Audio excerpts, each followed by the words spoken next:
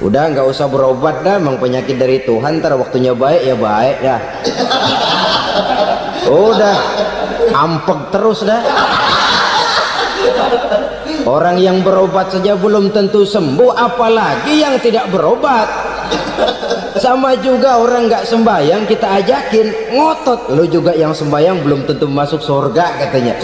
Lah yang sembahyang belum tentu masuk surga, bagaimana cengoran lu yang nggak sembahyang?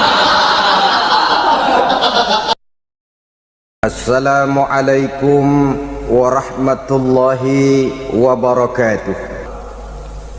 Saudara hadirin yang saya muliakan, ziarah kubur bukan saja boleh, malah dianjurkan oleh Nabi. Tetapi ziarah kubur yang dianjurkan oleh Nabi itu dengan tujuan pertama, agar orang ingat kepada mati.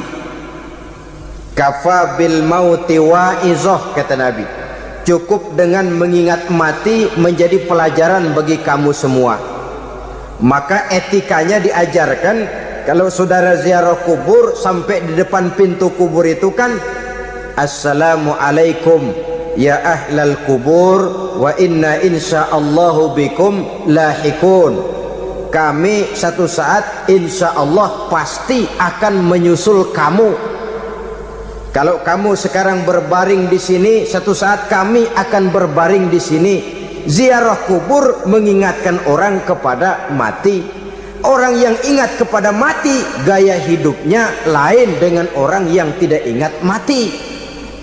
Nah, orang kalau nggak ingat mati, gaya hidupnya nggak terkontrol. Kalau dia berkuasa, Fir'aun. Itu nggak ingat mati. Kalau dia kaya, Korun. Sudah gambarannya nggak merupakan gambaran-gambaran yang baik. Orang yang ingat mati, dia berkuasa, dia berlaku adil. Satu saat saya akan mati dan ini akan dimintakan pertanggungan jawab. Orang kaya ingat mati, dia akan jadi pemurah. Kenapa? Kalau saya diberikan ilmu, pertanyaan akhirat cuma satu, ilmumu kau amalkan untuk apa? Kalau saya diberikan umur panjang, pertanyaan akhirat cuma satu, umurmu kau habiskan di mana? Tapi jikalau saya diberikan harta, pertanyaan akhirat ada dua, hartamu kau dapat dari mana, kau belanjakan kemana? Depannya ditanya, belakangnya ditanya, dapat dari mana, dibelanjain kemana? Sebab dua-duanya berkaitan dengan kegiatan. Kadang-kadang dapatnya dari jalan yang baik, tapi keluarnya ke tempat yang tidak baik, itu pun tidak betul. Atau dapatnya dari yang tidak baik tapi dibelanjakan untuk yang baik, itu pun tidak bisa diterima. Oleh karenanya, dengan mengingat mati, gaya hidup seseorang jadi terkontrol karenanya. Yang kedua, dianjurkan kita untuk berziarah kubur itu mendoakan orang-orang yang sudah meninggal. Mal mayyitu fi qabrihi illa kal gharikil mutaghawis, kata Nabi. Orang yang sudah meninggal itu di alam barzakhnya adalah seperti orang yang tenggelam di lautan, menunggu doa dari keluarganya yang masih hidup. Apakah itu anaknya, kemenakannya, cucunya, dan lain sebagainya. Adapun yang kalau kita ziarahi itu kuburnya orang-orang yang kita tahu merupakan orang soleh, orang yang berjiwa bersih, yang kita kenal ketakwaannya kepada Allah Subhanahu wa ta'ala, tidak ada salahnya kita bertabarruk, asal jangan dengan satu keyakinan bahwa dia secara mandiri bisa mendoakan kita. Dia hanya bisa melakukan itu hanya dengan izin Allah. Nah, umumnya orang kalau sudah ziarah ke kubur-kubur keramat itu, Allahnya kelupaan. Itu yang dikhawatirkan merusak dan mengganggu akidah. Sehingga di awal-awal perkembangan Islam, Nabi pernah melarang orang ziarah kubur itu. Ini bisa kita simak dari hadis, kuntu nahaitukum an ziyaratil qabri fazuruha. Dahulu aku pernah melarang kamu untuk ziarah kubur, adapun sekarang kalau mau ziarah, ziarahlah kamu. Kata-kata dulu aku pernah melarang kamu itu menggambarkan bahwa pada permulaan perkembangan Islam, nilai keimanan para sahabat masih rapuh, masih lemah, masih memerlukan pembinaan. Sehingga kalau mereka sering ke kubur, dikhawatirkan mereka minta kepada kubur. Nah, tetapi tatkala nilai keimanannya sudah mapan, sudah kuat, kata Rasul, fazuruha. Adapun sekarang kalau mau pergi berziarah, ziarahlah kamu. Saudara hadirin yang saya muliakan, jadi jangan melupakan Allah. Saya bisa saja berkata, kalau saya misalnya pakai cincin, lalu saya bilang, saya sejak pakai cincin ini, jangan anak gadis, nenek-nenek ngelihat saya lemes. Atau sejak pakai cincin ini, dagangan laris bener. Cincin itu yang menggelincirkan akidah. Untuk tidak tergelincir, orang harus tidak melupakan Allah. Dia bisa berkata, alhamdulillah, Allah memberikan keistimewaan kepada batu cincin saya. Batu cincinnya tidak apa-apa, Allah yang memberikan keistimewaan. Ini dalam bentuk yang langsung. Dalam bentuk yang tidak langsung kita bisa lihat, misalnya kalau petani ditanya, oh ini bisa panen besar ini rahasianya apa Pak? Oh, pupuk urea, pupuk urea. Nah, Allah nomor 16. Seorang petani yang baik keimanannya, dia akan berkata, kami bisa panen besar karena izin Allah. Lah kalau pupuknya mah pakai pupuk urea, izin Allahnya dulu, baru kemudian pupuknya nyusul. Jadi sebenarnya bukan cuma pergi ke dukun yang bisa merusak keimanan, pergi ke dokter juga bisa loh merusak keimanan. Kalau berkeyakinan bahwa dokter itulah yang memberikan sembuh, kenapa akidah saudara tidak tergelincir karenanya? Dokter hanya memberikan obat dan resep, sembuh itu datangnya dari Allah. Ini yang diungkapkan lewat lisan Nabi Ibrahim alaihissalam, wa idza maridtu fahuwa yashfini. Apabila aku sakit, dialah Allah yang memberikan sembuh. Memberikan sembuh. Jangan juga menyalahartikan ayat ini. Ada ayat begini sakit terus nekat, udah nggak usah berobat dah, memang penyakit dari Tuhan, ntar waktunya baik ya baik dah. Udah ampek terus dah. Orang yang berobat saja belum tentu sembuh, apalagi yang tidak berobat. Sama juga orang nggak sembahyang kita ajakin, ngotot, lo juga yang sembahyang belum tentu masuk surga katanya. Lah yang sembahyang belum tentu masuk surga, bagaimana cengoran lo yang nggak sembahyang?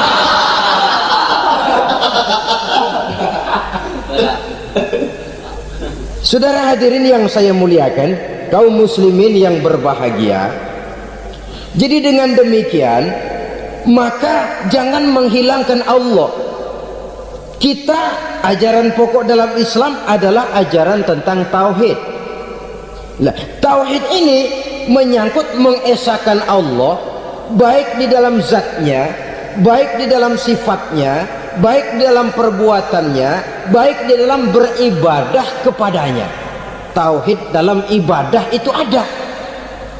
Tauhid dalam zat artinya zat Allah itu tidak tersusun, tidak terdiri dari bagian-bagian yang bisa dipecah-pecah.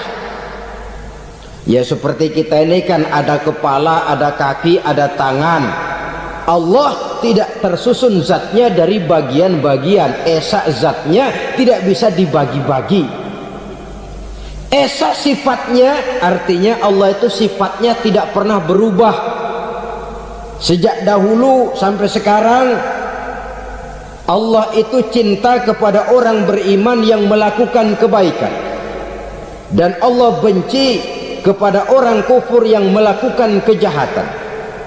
Mustahil satu saat Allah berubah, orang kufur yang berbuat kejahatan didemenin, orang mukmin yang berbuat kebaikan dikeselin. Misalnya tahun 2000 Tuhan giliran jengkel sama orang mukmin, itu mustahil. Dia esa di dalam sifatnya.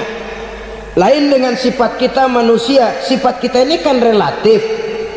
Ada saatnya kita senang, lain saat yang kita senang betul kita caci maki. Hari ini kita caci maki, besok kita puji. Lihat teman kaya, habis kita omongin, boleh jadi dia kaya. Kenapa? Dukunnya 36.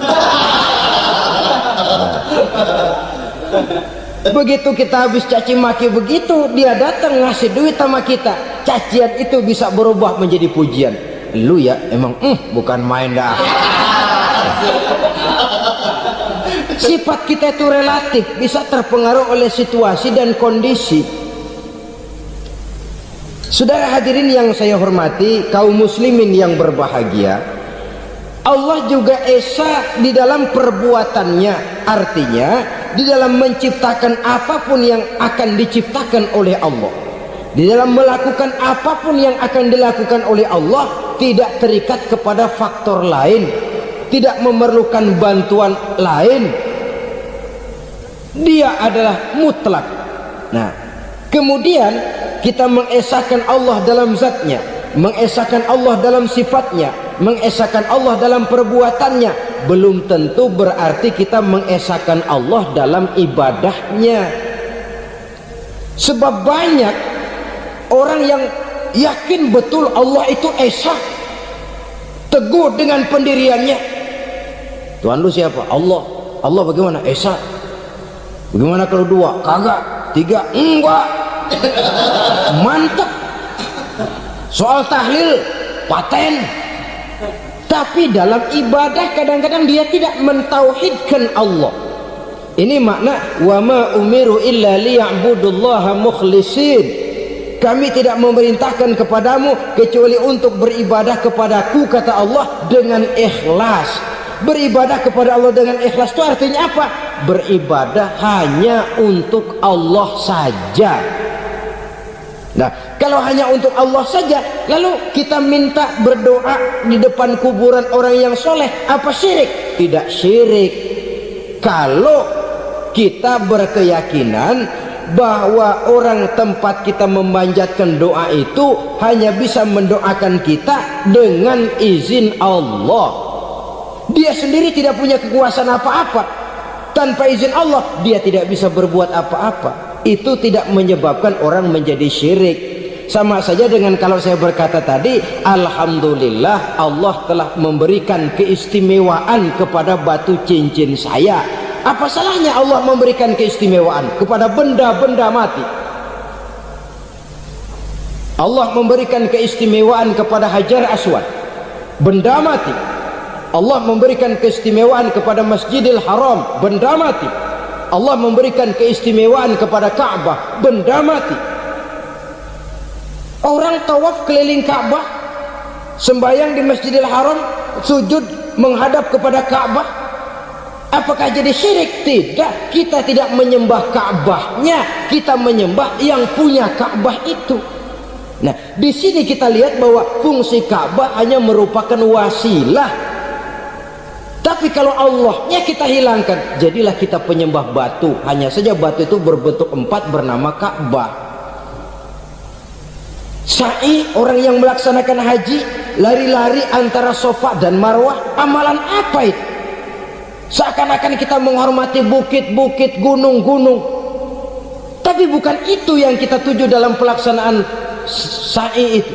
Yang kita tuju adalah ini perintah Allah, Allahnya yang diutamakan. Maka hal semacam ini tidak menyebabkan orang menjadi syirik dan tergelincir dari tauhid. Tapi kalau ziarah kubur dengan niat cari buntutan, cari nomor yang cocok, ini niatnya saja sudah salah. Nah, kalau berangkat dengan niat yang salah, sampai di sana saya yakin, seyakin-yakinnya amalannya pasti salah. Lah, kubur yang diziarahin bukan kubur orang soleh. Ya mana ada orang soleh ngasih kode buntut. Ada juga orang salah, bukan orang soleh itu. Kadang-kadang dia nggak tahu kuburan siapa, nongkrong aja di situ. Saudara-saudara kaum muslimin rahimakumullah, manusia selalu berusaha untuk mencapai apa yang menjadi cita-citanya di dalam kehidupan ini. Segala daya dan dana, seluruh waktu dan tenaga, segenap kemampuan dan kekuatan dikerahkan untuk mencapai apa yang dicita-citakan.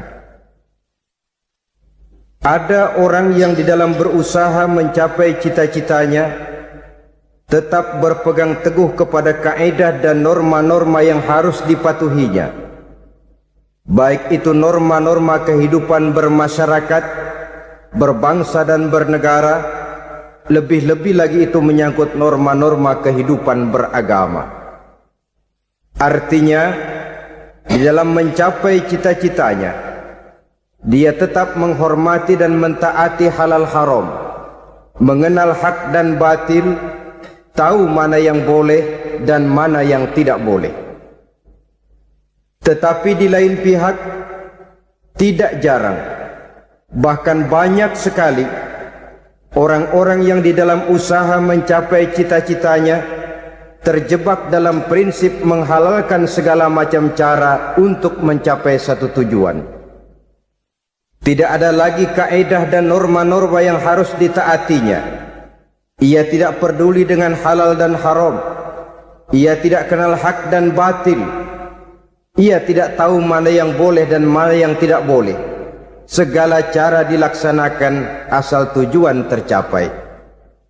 Maka lahirlah orang-orang yang mengambil jalan pintas dan potong kompas dalam usaha mencapai apa yang menjadi cita-cita dan tujuan dalam kehidupannya. Begitulah kita lihat dalam kehidupan ini. Yang di bawah ingin cepat naik ke atas, sementara yang di atas bertahan tidak mau turun dari tahta dan singgasananya. Maka terjadilah benturan-benturan nilai dan kepentingan.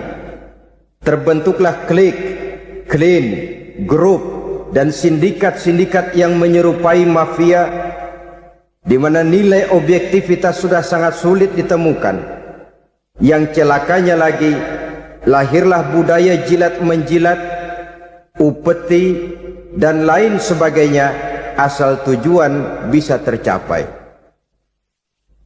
Sementara itu yang miskin ingin cepat menjadi kaya, sedang yang kaya ingin menjadi lebih kaya lagi. Kalau boleh tidak hanya sekedar dia saja yang kaya, anaknya harus kaya, cucunya tidak boleh miskin dan kere. Bahkan cucu daripada cucunya pun harus jadi orang-orang kaya. Ini keinginan yang wajar. Setiap orang tua tentu tidak ingin meninggalkan anak cucunya dalam keadaan miskin dan terlunta-lunta. Yang tidak wajar, kalau keinginan itu membuat orang lalu menghalalkan segala macam cara, menyalahgunakan fasilitas yang dimilikinya, apalagi kalau dia berada dalam satu posisi di mana seharusnya dia memberikan contoh dan keteladanan. Maka akibatnya timbullah krisis wibawa, yang dari krisis wibawa ini mengendorlah disiplin. Sesungguhnya orang lalai, orang tidak mau berdisiplin karena di mukanya, di matanya, dalam pandangannya tidak ada lagi orang yang dianggapnya berwibawa. Dan wibawa itu hilang oleh karena orang merasa tidak ada keteladanan yang patut dijadikan contoh dalam kehidupannya. Inilah sesuatu yang kurang dirasakan di zaman kita sekarang ini. Bukan kurangnya teori, bukan kurangnya segala macam kaedah dan dalil, tetapi yang kita rasakan sekarang ini kurangnya contoh dan keteladanan dari orang-orang yang seharusnya memberikan contoh dan keteladanan itu. Berangkat dari sejarah dan kehidupan Rasulullah sallallahu alaihi wasallam, keberhasilan yang beliau peroleh, salah satu dasar utamanya ialah satunya kata dan perbuatan. Tidak bermental ganda, tidak bermain minyak di atas air, tidak menggunting dalam lipatan. Lidahnya adalah hatinya, ucapannya adalah perbuatannya, dan apa yang beliau ajarkan kepada orang lain, beliaulah pelaksana pertamanya. Saudara-saudara kaum muslimin rahimakumullah. Sementara itu pada sisi lain, yang miskin ingin cepat menjadi kaya, maka ia terjebak dalam prinsip tujuan menghalalkan cara apapun saja dilaksanakan asal dia bisa segera menjadi kaya. Maka salah satu jalan yang banyak dilaksanakan orang untuk mencapai kekayaan tanpa harus peras keringat dan banting tulang seperti umumnya orang adalah melalui satu jenis permainan yang umumnya kita kenal dengan nama judi. Ada dua bentuk dan pola daripada judi. Walaupun seiring dengan kemajuan ilmu pengetahuan dan teknologi canggih, peradaban manusia semakin tinggi, maka jenis macam judi yang dimainkan oleh manusia ikut-ikut menjadi canggih. Tetapi pada umumnya ada dua jenis macam judi itu. Pertama, ada judi yang dilakukan secara langsung, dalam arti seorang petaruh berhadapan dengan bandar atau orang berhadapan dengan orang. Dari judi yang dilaksanakan secara langsung ini, efek negatif yang segera bisa kita lihat dengan nyata. Pertama, timbulnya rasa dendam dan permusuhan. Walaupun orang nampak duduk berhadap-hadapan, walaupun kelihatannya mereka tertawa satu sama lain, tapi yakinlah itu cuma sekedar kulit saja. Pikiran yang ada dalam benak tiap-tiap orang yang terlibat dalam perjudian tidak lain ialah bagaimana saya bisa mengalahkan lawan main saya. Akibatnya tentu bisa kita pastikan akan timbullah dendam dan permusuhan bagi yang kalah, akan timbullah rasa sombong dan menganggap remeh orang lain bagi yang menang. Yang kedua, lalainya orang kepada apa yang menjadi tanggung jawab dan kewajibannya. Orang bisa lupa kepada anak dan istri. Kalau kepada anak dan istri saja sudah bisa lupa, apalagi kepada yang lain, sebab anak dan istri memang merupakan bagian daripada kehidupan kita. Konon lagi saudara, konon lagi keluarga yang lain, anak istri saja bisa terlupakan oleh penyakit dan permainan yang bernama judi ini. Yang ketiga, hilangnya rasa sayang kepada harta. Harta yang didapatnya dengan peras keringat dan banting tulang, mungkin pergi pagi dan pulang sore. Setibanya dia di meja judi, apalagi uang tadi sudah bertukar dengan dalam bentuk koin, maka rasa sayang kepada harta itu tidak akan pernah ada lagi. Tetapi saudara-saudara, bagaimanapun juga, judi dalam artian langsung semacam ini hanya melibatkan orang-orang tertentu. Artinya selektif. Ada judi yang lebih berbahaya daripada jenis ini, perjudian massal. Taruhlah roulette dan kasino itu judi. Tetapi judi jenis roulette dan kasino ini bahayanya hanya untuk orang-orang tertentu yang memang sudah mapan, kelompok elit. Masa iya bocah angon di kampung main roulette? Apa ia yang tinggal di pinggir kali kenal kasino? Ya entahlah kalau kasino Prambos ya. Dari judi massal semacam ini lahirlah penyakit yang dinamakan tulul amal. Tulul amal, orang yang terlalu panjang angan-angan. Bukan tidak boleh orang bercita-cita, sebab cita-cita itu perlu. Katanya manusia tidak makan masih bisa hidup 1 bulan lebih. Manusia tidak minum masih bisa hidup 3 hari lebih. Tapi manusia tidak punya cita-cita 1 jam pun dia tidak akan bisa hidup. Karena faktor yang membuat kita bergairah menghadapi kehidupan, faktor yang mendorong kita untuk tetap berusaha dan tegar menghadapi resiko, karena adanya cita-cita di dalam kehidupan kita. Tetapi cita-cita tanpa direalisir dengan usaha, cita-cita yang tidak berangkat dari kemampuan yang ada, pada akhirnya hanya akan merupakan cita-cita yang mengawang, tidak akan terwujud dalam kenyataan, dan akan membentuk manusia menjadi orang yang tulul amal, panjang angan-angan, terlalu muluk keinginan, tidak berangkat dari kemampuan dan kesanggupan yang ada pada dirinya sendiri. Maka penyakit inilah yang telah menghasilkan dan melahirkan penghayal-penghayal kelas berat, tukang-tukang ngelamun kelas tinggi yang hidup di angkasa luar. Dan sejarah belum pernah mencatat ada orang menjadi kaya karena judi, itu belum pernah. Saudara lihat saja orang kaya yang namanya Adnan Khashoggi, orang kaya yang namanya Henry Ford, orang kaya yang namanya Aristotle Onassis, orang kaya yang namanya David Rockefeller. Itu seluruhnya menjadi kaya bukan karena mereka terlibat dalam perjudian, tapi karena kerja keras, peras keringat, banting tulang. Dan itu dimulai sejak mereka masih remaja.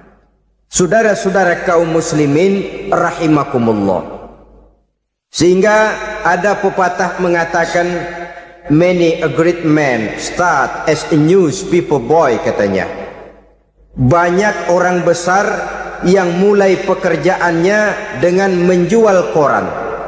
Artinya berangkat dari A. Banyak pengusaha mobil yang memulai pekerjaannya dari tukang cuci mobil, tapi lalu bertahap dan tegar menghadapi kenyataan, sehingga proses demi proses dia hadapi dengan tegar, dengan tabah, dengan sabar, dengan ulet, sampai kepada membuahkan hasil.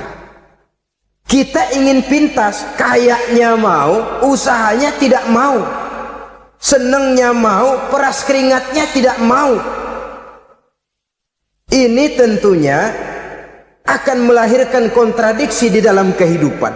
Maka dari jenis perjudian massal semacam ini lahirlah penyakit tulul amal, panjang angan-angan, terlalu muluk cita-cita. Bayangkan saja kalau ini terjadi secara massal, menimpa nasib rakyat kita di pedesaan yang jauh dari keramaian. Tiap hari mereka didina-bobokkan oleh gambaran tentang akan diperolehnya uang dalam jumlah yang banyak dengan angka nol yang berentet. Tiap hari mereka melihat angka-angka itu. Mereka lambat laun akan terseret dalam arus tulul amal ini, panjang angan-angan, muluk cita-cita, hanya dengan mengandalkan meja perjudian. Akibatnya timbul penyakit yang kedua, yang ketiga, yaitu malas berusaha. Orang kalau sudah terlalu asik berkhayal, menghitung bintang di langit, malas berusaha. Kalau ada temannya kerja jadi buruh kasar, bawa hasil yang merupakan jerih payah dan peras keringat dia, satu minggu bergaji 10-15 ribu, diketawain. Apaan gaji lu 10 ribu, 15 ribu? Entar gua nih kalau ketembus 100 juta, entar. Yang 10.000 dan 15.000 keringat orang itu dihina, itu dicela. Tetapi dia selalu menghitung, entar nih gua. Entarnya wallahu a'lam. Saudara hadirin yang saya muliakan, timbullah sikap malas. Padahal di tengah negara sedang membangun di berbagai bidang kehidupan. Maka sifat malas ini merupakan musuh kita, baik mengejar kemiskinan, baik mengejar kebodohan dan keterbelakangan kita di sektor-sektor lainnya. Alangkah akan terganggunya roda pembangunan di negara kita ini jikalau sebagian besar rakyat dihinggapi oleh penyakit malas, yang malas ini dilatar belakangi oleh penyakit tulul amal, terlalu muluk angan-angan, yang angan-angan ini dininabobokan oleh keinginan untuk mendapatkan untung yang besar tanpa peras keringat dan banting tulang. Sasaran yang lebih jauh, dan ini yang paling kita khawatirkan, hancurnya kubu-kubu pertahanan moral daripada bangsa kita. Kita sependapat bahwa lebih penting daripada membangun jembatan adalah membangun manusia yang membangun jembatan, bahwa lebih penting daripada mengaspal jalan raya adalah membangun mental manusia yang melaksanakan pengaspalan itu. Dengan kata lain, membangun dan mempersiapkan manusia pembangunan. Tanpa itu, maka saya merasa khawatir kalau nanti kita tidak akan sampai kepada target yang kita harapkan oleh karena kandas di tengah jalan. Saudara-saudara kaum muslimin rahimakumullah, Islam sebagai agama yang mengajarkan manusia untuk berusaha dan mengeluarkan segala kemampuan untuk melaksanakan segala usahanya itu, sangat membenci sifat malas, sangat membenci sifat tulul amal atau panjang angan-angan.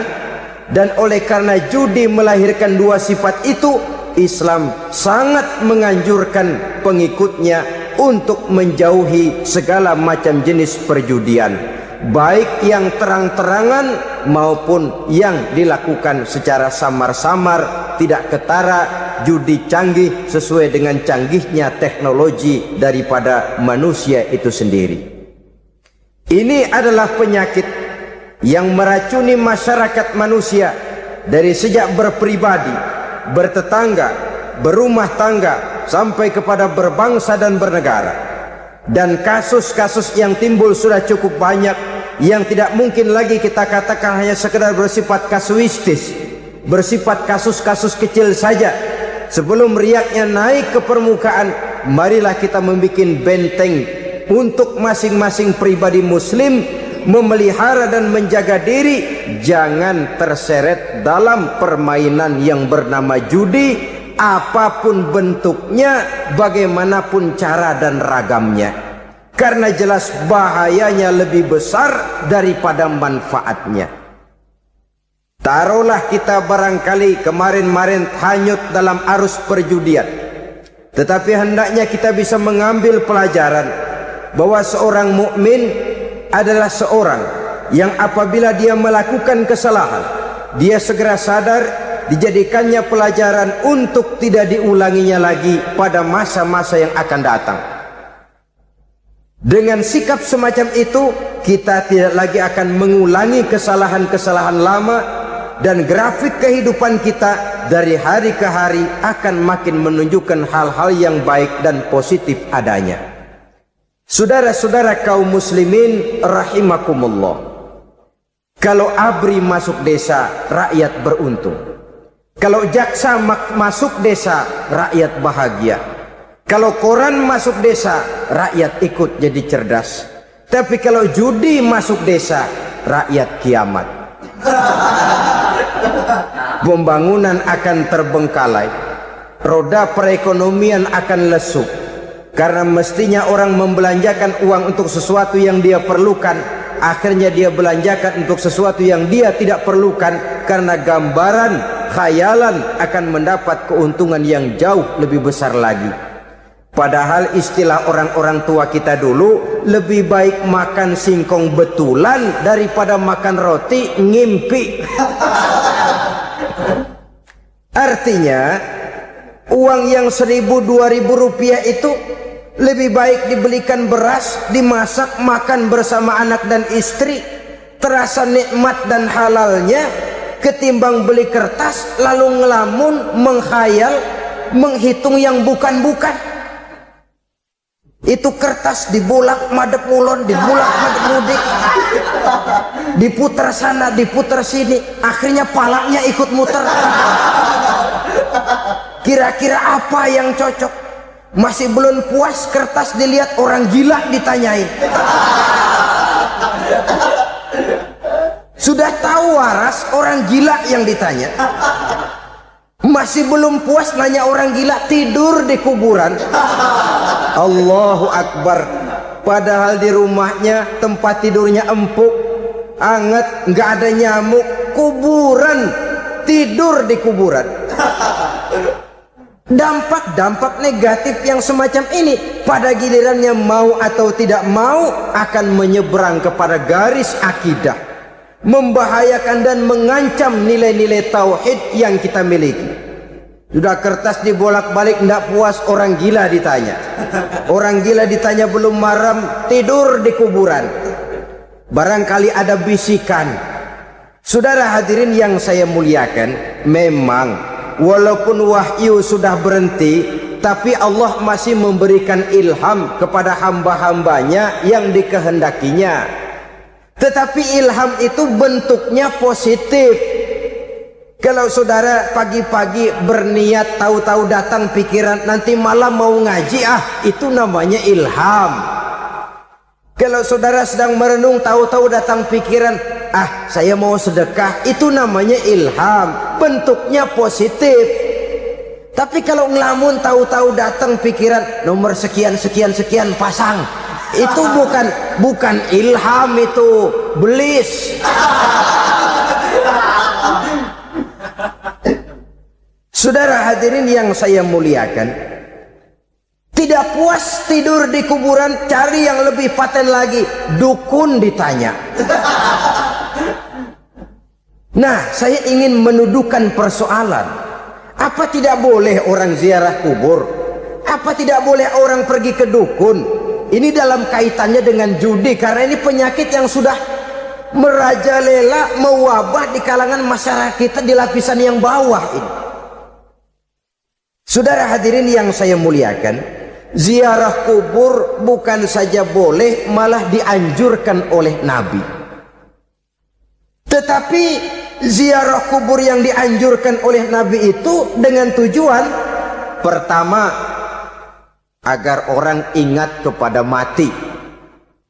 Kafa bil mauti wa'izah, kata Nabi.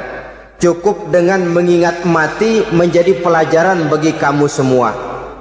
Maka etikanya diajarkan, kalau saudara ziarah kubur, sampai di depan pintu kubur itu kan, Assalamualaikum ya ahlal kubur wa inna insyaallahu bikum lahikun.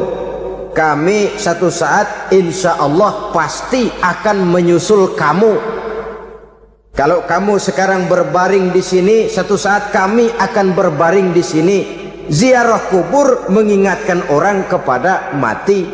Orang yang ingat kepada mati, gaya hidupnya lain dengan orang yang tidak ingat mati. Nah, orang kalau nggak ingat mati, gaya hidupnya nggak terkontrol. Kalau dia berkuasa, Fir'aun. Itu nggak ingat mati. Kalau dia kaya, Korun. Sudah gambarannya nggak merupakan gambaran-gambaran yang baik. Orang yang ingat mati, dia berkuasa, dia berlaku adil. Satu saat saya akan mati dan ini akan dimintakan pertanggungan jawab. Orang kaya ingat mati, dia akan jadi pemurah. Kenapa? Kalau saya diberikan ilmu, pertanyaan akhirat cuma satu, ilmumu kau amalkan untuk apa? Kalau saya diberikan umur panjang, pertanyaan akhirat cuma satu, umurmu kau habiskan di mana? Tapi jikalau saya diberikan harta, pertanyaan akhirat ada dua, hartamu kau dapat dari mana, kau belanjakan kemana? Depannya ditanya, belakangnya ditanya, dapat dari mana, dibelanjain kemana? Sebab dua-duanya berkaitan dengan kegiatan. Kadang-kadang dapatnya dari jalan yang baik, tapi keluarnya ke tempat yang tidak baik, itu pun tidak betul. Atau dapatnya dari yang tidak baik, tapi dibelanjakan untuk yang baik, itu pun tidak bisa diterima. Oleh karenanya, dengan mengingat mati, gaya hidup seseorang jadi terkontrol karenanya. Yang kedua, dianjurkan kita untuk berziarah kubur itu mendoakan orang-orang yang sudah meninggal. Mal mayyitu fi qabrihi illa kal gharikil mutaghawis, kata Nabi. Orang yang sudah meninggal itu di alam barzakhnya adalah seperti orang yang tenggelam di lautan, menunggu doa dari keluarganya yang masih hidup. Apakah itu anaknya, kemenakannya, cucunya, dan lain sebagainya. Adapun yang kalau kita ziarahi itu kuburnya orang-orang yang kita tahu merupakan orang soleh, orang yang berjiwa bersih, yang kita kenal ketakwaannya kepada Allah Subhanahu wa ta'ala, tidak ada salahnya kita bertabarruk, asal jangan dengan satu keyakinan bahwa dia secara mandiri bisa mendoakan kita. Dia hanya bisa melakukan itu hanya dengan izin Allah. Nah, umumnya orang kalau sudah ziarah ke kubur-kubur keramat itu Allahnya kelupaan. Itu yang dikhawatirkan merusak dan mengganggu akidah. Sehingga di awal-awal perkembangan Islam, Nabi pernah melarang orang ziarah kubur itu. Ini bisa kita simak dari hadis, kuntu nahaitukum an ziyaratil qabri fazuruha. Dahulu aku pernah melarang kamu untuk ziarah kubur, adapun sekarang kalau mau ziarah, ziarahlah kamu. Kata-kata dulu aku pernah melarang kamu itu menggambarkan bahwa pada permulaan perkembangan Islam, nilai keimanan para sahabat masih rapuh, masih lemah, masih memerlukan pembinaan. Sehingga kalau mereka sering ke kubur, dikhawatirkan mereka minta kepada kubur. Nah, tetapi tatkala nilai keimanannya sudah mapan, sudah kuat, kata Rasul, fazuruha. Adapun sekarang kalau mau pergi berziarah, ziarahlah kamu. Saudara hadirin yang saya muliakan, jadi jangan melupakan Allah. Saya bisa saja berkata, kalau saya misalnya pakai cincin, lalu saya bilang, saya sejak pakai cincin ini, jangan anak gadis, nenek-nenek ngelihat saya lemes. Atau sejak pakai cincin ini, dagangan laris bener. Cincin itu yang menggelincirkan akidah. Untuk tidak tergelincir, orang harus tidak melupakan Allah. Dia bisa berkata, alhamdulillah, Allah memberikan keistimewaan kepada batu cincin saya. Batu cincinnya tidak apa-apa, Allah yang memberikan keistimewaan. Ini dalam bentuk yang langsung. Dalam bentuk yang tidak langsung kita bisa lihat, misalnya kalau petani ditanya, oh ini bisa panen besar ini rahasianya apa Pak? Oh, pupuk urea. Pupuk urea. Nah, Allah nomor 16. Seorang petani yang baik keimanannya, dia akan berkata, kami bisa panen besar karena izin Allah. Lah, kalau pupuknya mah pakai pupuk urea, izin Allahnya dulu, baru kemudian pupuknya nyusul. Jadi sebenarnya bukan cuma pergi ke dukun yang bisa merusak keimanan, pergi ke dokter juga bisa loh merusak keimanan. Kalau berkeyakinan bahwa dokter itulah yang memberikan sembuh, kenapa akidah saudara tidak tergelincir karenanya? Dokter hanya memberikan obat dan resep, sembuh itu datangnya dari Allah. Ini yang diungkapkan lewat lisan Nabi Ibrahim alaihissalam, wa idza maridtu fahuwa yashfini. Apabila aku sakit, dialah Allah yang memberikan sembuh. Memberikan sembuh. Jangan juga menyalahartikan ayat ini. Ada ayat begini sakit terus nekat. Udah nggak usah berobat dah, memang penyakit dari Tuhan, ntar waktunya baik ya baik ya. Udah ampek terus dah. Orang yang berobat saja belum tentu sembuh, apalagi yang tidak berobat. Sama juga orang nggak sembahyang kita ajakin ngotot, lo juga yang sembahyang belum tentu masuk surga katanya. Lah yang sembahyang belum tentu masuk surga, bagaimana cengoran lo yang nggak sembahyang?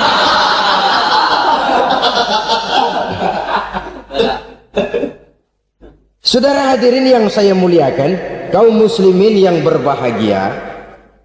Jadi dengan demikian, maka jangan menghilangkan Allah. Kita, ajaran pokok dalam Islam adalah ajaran tentang tauhid. Nah, tauhid ini menyangkut mengesahkan Allah, baik di dalam zatnya, baik di dalam sifatnya, baik di dalam perbuatannya, baik di dalam beribadah kepadanya. Tauhid dalam ibadah itu ada. Tauhid dalam zat artinya zat Allah itu tidak tersusun, tidak terdiri dari bagian-bagian yang bisa dipecah-pecah. Ya seperti kita ini kan ada kepala, ada kaki, ada tangan. Allah tidak tersusun zatnya dari bagian-bagian. Esa zatnya tidak bisa dibagi-bagi. Esa sifatnya, artinya Allah itu sifatnya tidak pernah berubah. Sejak dahulu sampai sekarang, Allah itu cinta kepada orang beriman yang melakukan kebaikan. Dan Allah benci kepada orang kufur yang melakukan kejahatan. Mustahil satu saat Allah berubah. Orang kufur yang berbuat kejahatan didemenin, orang mukmin yang berbuat kebaikan dikeselin. Misalnya tahun 2000 Tuhan giliran jengkel sama orang mukmin. Itu mustahil. Dia esa di dalam sifatnya. Lain dengan sifat kita manusia. Sifat kita ini kan relatif. Ada saatnya kita senang, lain saat yang kita senang betul kita caci maki. Hari ini kita caci maki, besok kita puji. Lihat teman kaya, habis kita omongin, boleh jadi dia kaya. Kenapa? Dukunnya 36. Begitu kita habis caci maki begitu, dia datang ngasih duit sama kita. Cacian itu bisa berubah menjadi pujian. Lu ya emang bukan main dah. Sifat kita itu relatif, bisa terpengaruh oleh situasi dan kondisi. Saudara hadirin yang saya hormati, kaum muslimin yang berbahagia, Allah juga esa di dalam perbuatannya. Artinya di dalam menciptakan apapun yang akan diciptakan oleh Allah, di dalam melakukan apapun yang akan dilakukan oleh Allah, tidak terikat kepada faktor lain, tidak memerlukan bantuan lain.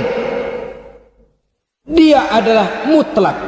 Nah, kemudian kita mengesahkan Allah dalam zatnya, mengesahkan Allah dalam sifatnya, mengesahkan Allah dalam perbuatannya. Belum tentu berarti kita mengesahkan Allah dalam ibadahnya. Sebab banyak orang yang yakin betul Allah itu esa, teguh dengan pendiriannya. Tuhan lu siapa? Allah. Allah bagaimana? Esa. Bagaimana kalau dua? Kagak. Tiga? Enggak. Mantap. Soal tahlil paten. Tapi dalam ibadah kadang-kadang dia tidak mentauhidkan Allah. Ini makna wa ma umiru illa liya'budullaha mukhlisin. Kami tidak memerintahkan kepadamu kecuali untuk beribadah kepadaku, kata Allah, dengan ikhlas. Beribadah kepada Allah dengan ikhlas itu artinya apa? Beribadah hanya untuk Allah saja. Nah, kalau hanya untuk Allah saja, lalu kita minta berdoa di depan kuburan orang yang soleh, apa syirik? Tidak syirik. Kalau kita berkeyakinan bahwa orang tempat kita memanjatkan doa itu hanya bisa mendoakan kita dengan izin Allah. Dia sendiri tidak punya kekuasaan apa-apa. Tanpa izin Allah dia tidak bisa berbuat apa-apa. Itu tidak menyebabkan orang menjadi syirik. Sama saja dengan kalau saya berkata tadi, alhamdulillah Allah telah memberikan keistimewaan kepada batu cincin saya. Apa salahnya Allah memberikan keistimewaan kepada benda-benda mati? Allah memberikan keistimewaan kepada Hajar Aswad, benda mati. Allah memberikan keistimewaan kepada Masjidil Haram, benda mati. Allah memberikan keistimewaan kepada Ka'bah, benda mati. Orang tawaf keliling Ka'bah, sembahyang di Masjidil Haram, sujud menghadap kepada Ka'bah. Apakah jadi syirik? Tidak. Kita tidak menyembah Ka'bahnya, kita menyembah yang punya Ka'bah itu. Nah, di sini kita lihat bahwa fungsi Ka'bah hanya merupakan wasilah. Tapi kalau Allahnya kita hilangkan, jadilah kita penyembah batu. Hanya saja batu itu berbentuk 4 bernama Ka'bah. Sa'i, orang yang melaksanakan haji, lari-lari antara Safa dan Marwah, amalan apa itu? Seakan-akan kita menghormati bukit-bukit, gunung-gunung. Tapi bukan itu yang kita tuju dalam pelaksanaan sa'i itu. Yang kita tuju adalah ini perintah Allah, Allahnya yang diutamakan. Maka hal semacam ini tidak menyebabkan orang menjadi syirik dan tergelincir dari tauhid. Tapi kalau ziarah kubur dengan niat cari buntutan, cari nomor yang cocok, ini niatnya saja sudah salah. Nah, kalau berangkat dengan niat yang salah, sampai di sana saya yakin, seyakin-yakinnya amalannya pasti salah. Lah, kubur yang diziarahin bukan kubur orang soleh. Ya mana ada orang soleh ngasih kode buntut. Ada juga orang salah, bukan orang soleh itu. Kadang-kadang dia nggak tahu kuburan siapa, nongkrong aja di situ. Memang sulit, saudara-saudara, mental ya, namanya mental. Kalau memang mental sudah mental judi, apa saja bisa dijudiin. Jadi orang nggak perlu sebenarnya pemerintah terlalu gini, nggak usah. Kembali saja kepada mental. Kalau mental memang sudah mental judi, apaan aja bisa dijudiin.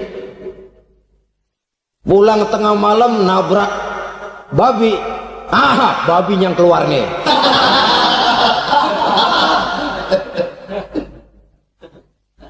Mobil lewat, nomornya bisa dijudiin. Bajai lewat, bajai bisa dijudiin. Mental. Kalau memang mental sudah mental judi, apapun saja bisa dijudikan. Saudara hadirin yang saya muliakan, lalu bagaimana dengan dukun?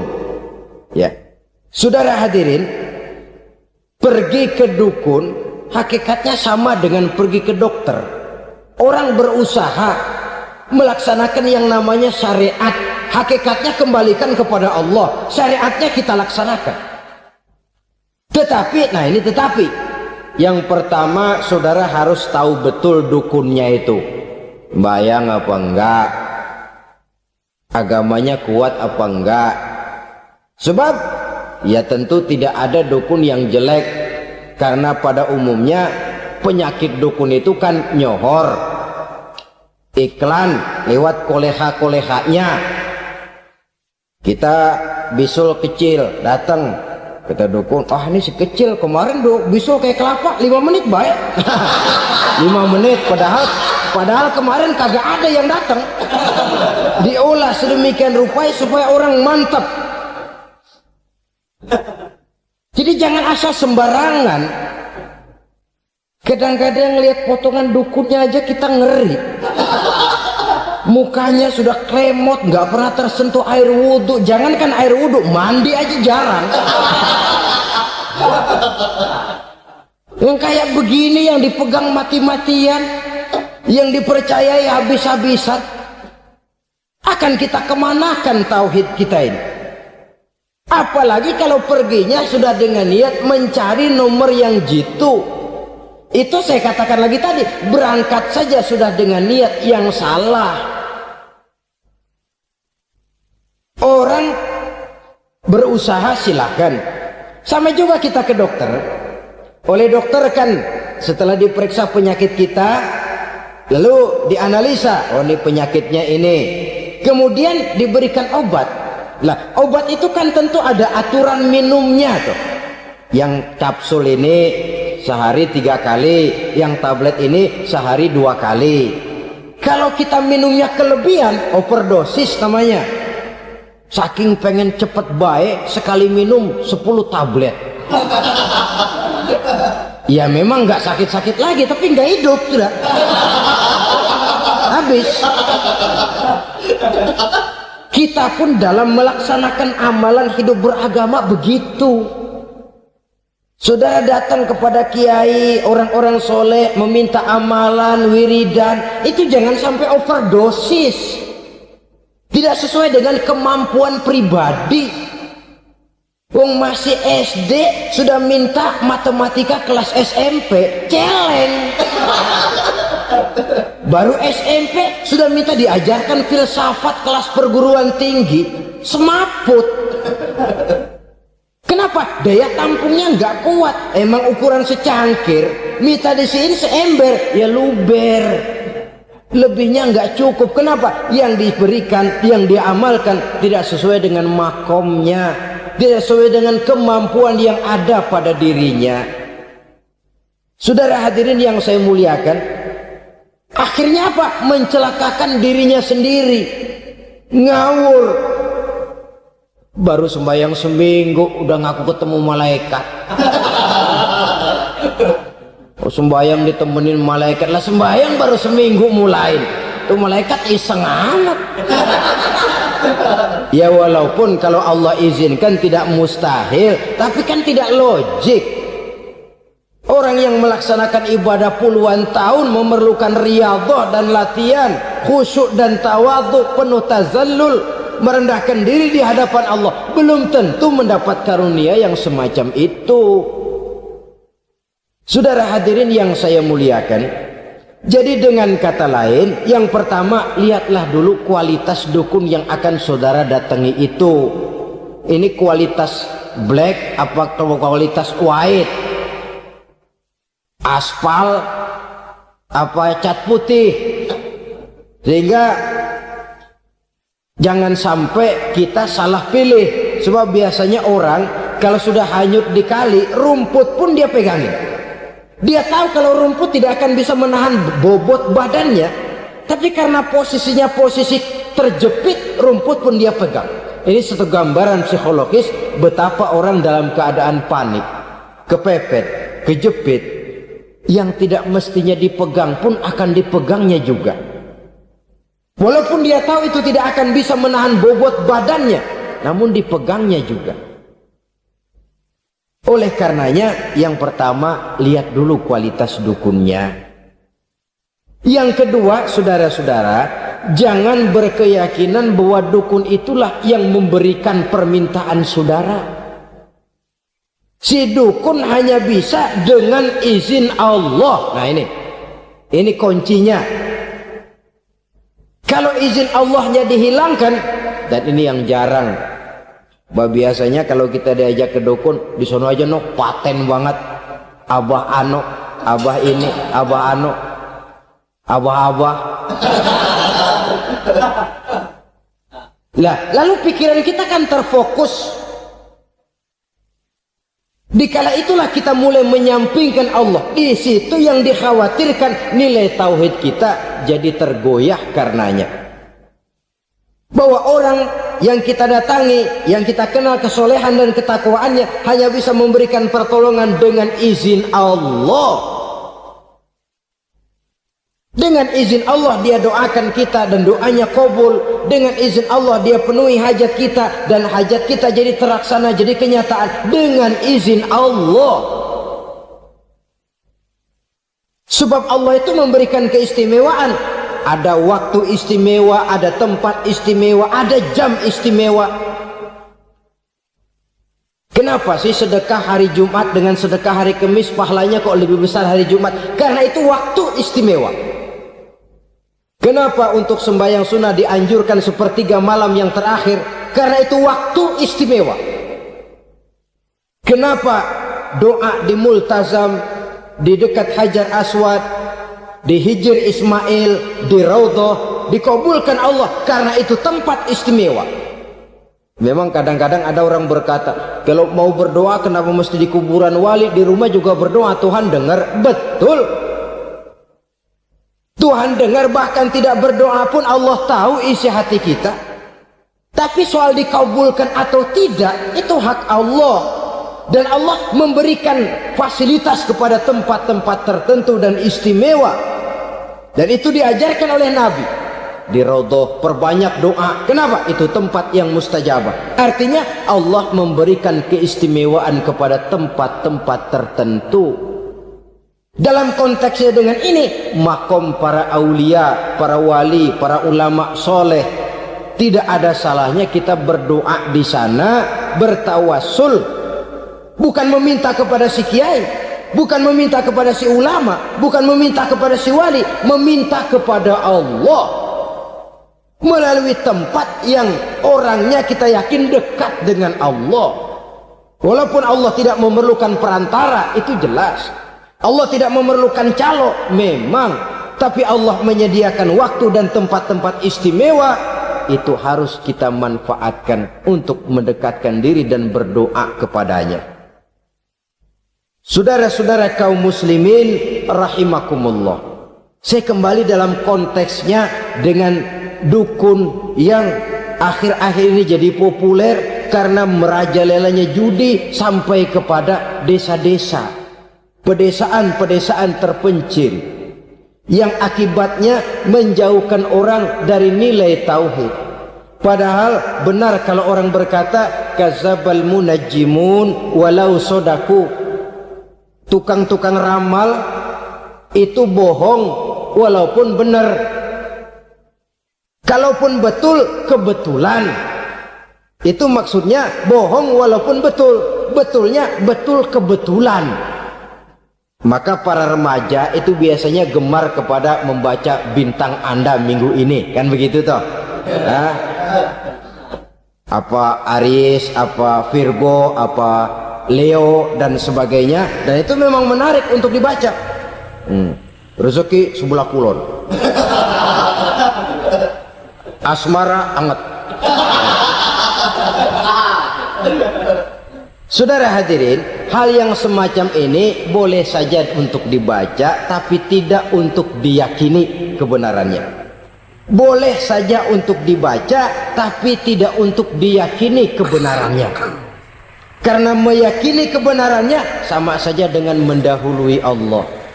Dan itu bisa menggelincirkan nilai-nilai tauhid kita. Tauhid dalam ibadah, saya katakan tadi, menyembah hanya kepada Allah, bermohon hanya kepada Allah dengan menggunakan fasilitas-fasilitas yang disediakan oleh Allah, baik berupa waktu maupun tempat-tempat tertentu. Dan orang-orang, ya, kalau waktu dan tempat saja ada yang diberikan keistimewaan oleh Allah, padahal tempat itu benda mati, apalagi manusia yang merupakan makhluk hidup. Saudara hadirin yang saya muliakan, saudara-saudara kaum muslimin yang berbahagia, sehingga dengan demikian kita tetap menjaga nilai-nilai akidah. Dan dengan ini syariat kita laksanakan tanpa membuang hakikat. Sebab hakikat tanpa syariat itu kosong. Syariat tanpa hakikat juga tidak ada tujuan. Yang penting hati bersih, nggak sembahyang nggak apa-apa. Mana bisa begitu, Mas? Kalau memang hati bersih nggak usah sembahyang nggak apa-apa. Nabi Muhammad dulu berhenti dong sembahyang. Sebab beliau orang yang hatinya paling bersih. Nah, orang yang hatinya paling bersih saja sembahyang yang nggak berhenti, masa kita lalu mau berhenti? Yang penting kan kita bisa dekat dengan Allah melalui perasaan. Banyak-banyak ingat. Apa itu sembahyang? Macam-macam. Itu hakikat saja tanpa syariat.